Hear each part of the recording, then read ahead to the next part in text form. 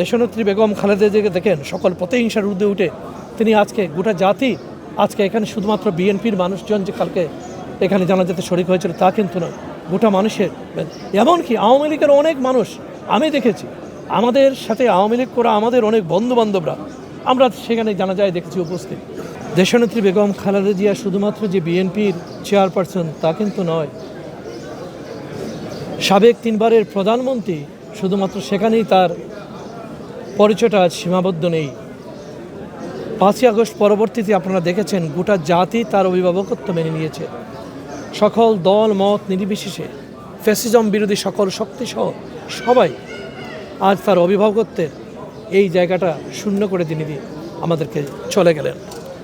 গণতন্ত্রের এই অভিযাত্রায় তার উপস্থিতিটা, তার থাকাটা বড় বেশি প্রয়োজন ছিল। এই জাতির অভিভাবক হিসাবে তার এই মুহূর্তে প্রয়োজনটা কিন্তু আমরা তাকে আর পেলাম না।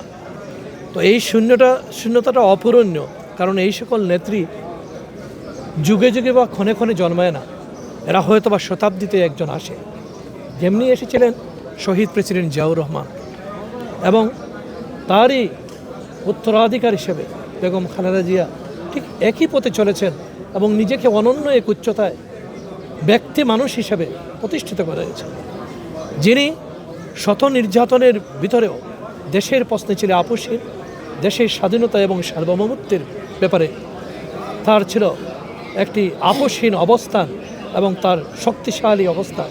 দেশের গণতন্ত্রের প্রশ্নে তিনি কখনো কম্প্রোমাইজ করেননি, সেটা এরশাদের সময় হোক, পরবর্তী পর্যায়ে 1/11 হোক, অথবা গত দীর্ঘ ফ্যাসিজম বিরোধী সকল আন্দোলন সংগ্রামে তিনি সামনে থেকে নেতৃত্ব দিয়েছেন।